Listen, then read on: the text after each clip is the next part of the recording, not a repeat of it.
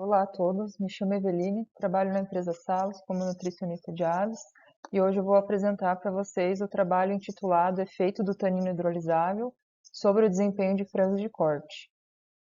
Então, os taninos, eles são compostos polifenólicos que são derivados dos vegetais. Esses polifenóis, eles ocorrem naturalmente nas plantas, né, madeira, folhas e cascas das frutas. Então, eles são compostos feitos de fenóis, que possuem ligações complexas de oxigênio e hidrogênio. Então, eles podem ser classificados como taninos hidrolisáveis ou condensados, né, de acordo com o esqueleto de carbono.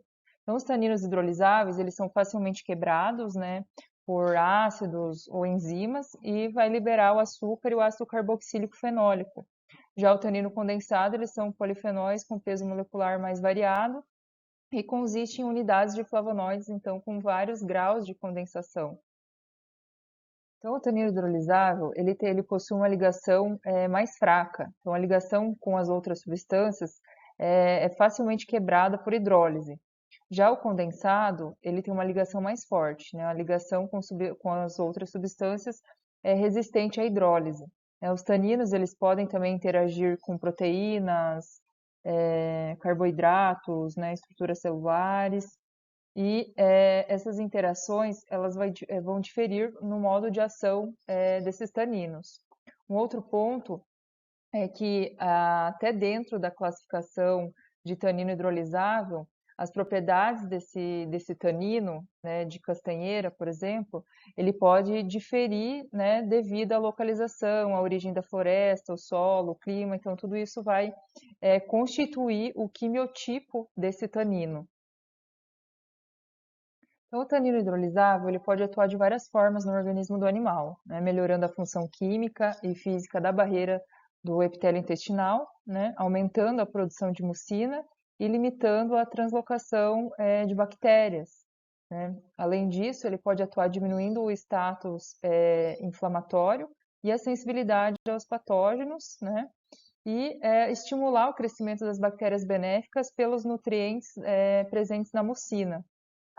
Então, alguns estudos recentes, eles mostraram que baixas concentrações de algumas fontes de tanino, eles podem controlar algumas doenças, né, devido a esse modo de ação, e melhorar o desempenho do animal, né? Então, o objetivo desse estudo foi avaliar os efeitos de um aditivo à base de tanino hidrolisável da castanheira portuguesa, com o nome comercial de King Brown, no desempenho de frangos de corte em condições de desafio sanitário.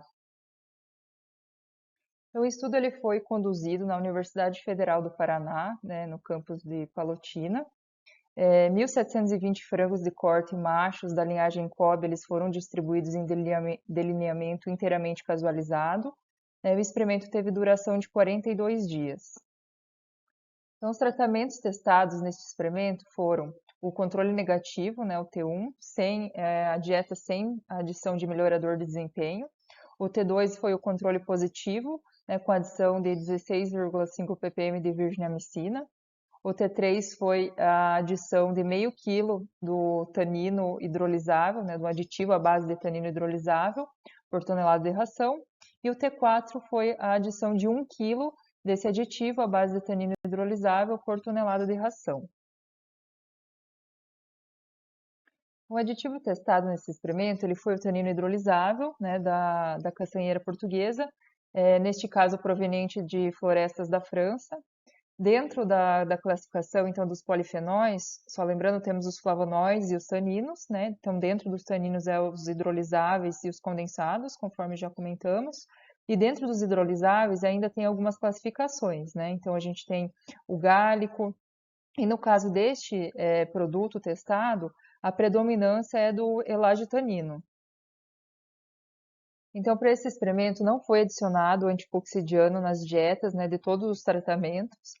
As aves, de todos os tratamentos, também elas foram desafiadas com uma superdosagem da vacina para coccidiose aos 7 e aos 8 dias de idade, né? E foi realizada a inoculação também de Clostridium perfringens na dose de 10/8, né, por ave por dia, aos 11 e 12 dias de idade. Tá? As aves e a ração eles foram pesadas, né, ao final do experimento para o cálculo do ganho de peso e consumo de ração e conversão alimentar.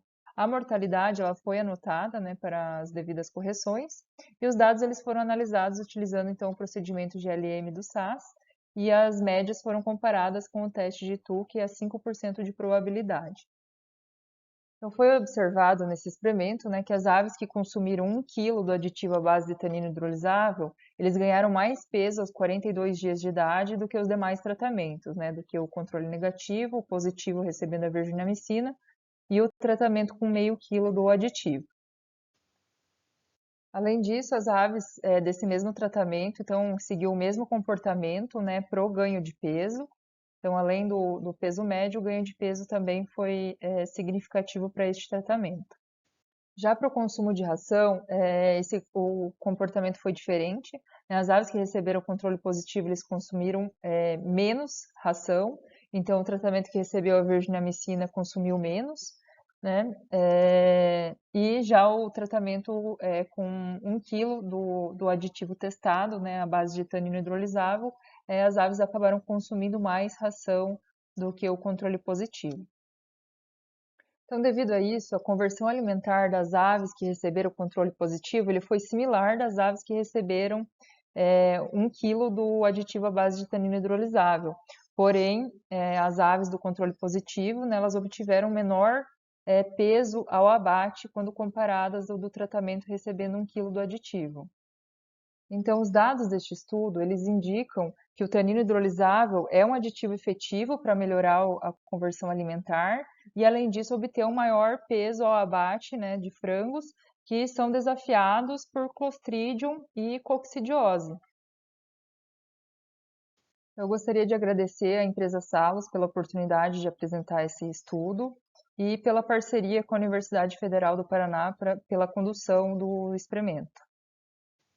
E muito obrigada a todos pela atenção.